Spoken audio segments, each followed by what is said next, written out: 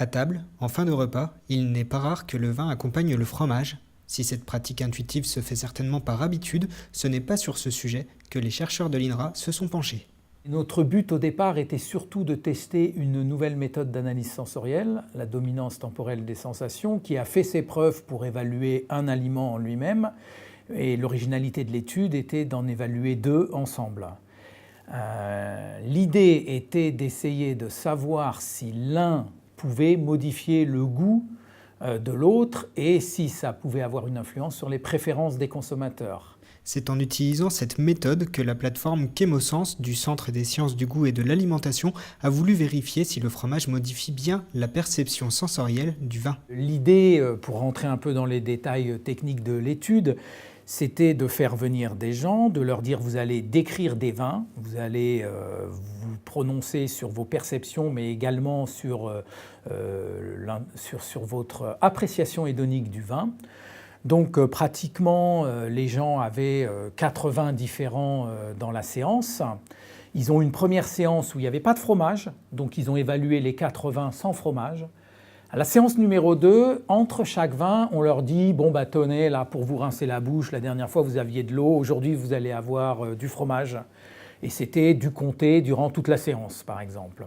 Et c'était les mêmes 4 vins, mais ils ne le savaient pas, évidemment. Et on a passé comme ça 4 fromages, ce qui en tout a fait 5 séances, une séance sans fromage et 4 autres séances, chacune avec un fromage différent. Donc, si un même vin change de goût entre la première gorgée où on n'a pas encore eu de fromage et les gorgées suivantes où on a un fromage, c'est que l'on peut penser que le fromage a changé le goût du vin.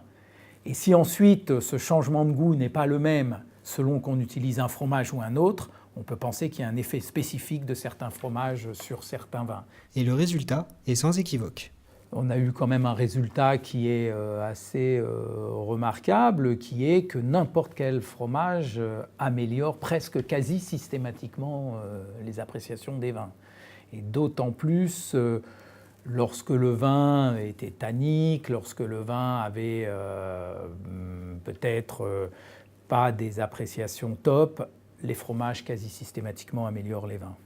Cette étude, portée par Mara Galmarini, alors chercheuse post-doctorante au Centre des sciences du goût et de l'alimentation, n'est que le début d'un ensemble d'études sur le vin et le fromage. La seconde étude qu'on est en train de publier, c'est la réciproque, c'est-à-dire on a fait la même chose, mais au lieu de décrire le vin, les gens décrivaient le fromage et se prononçaient sur l'appréciation hédonique du fromage, et donc se rinçaient la bouche avec chaque semaine un vin différent.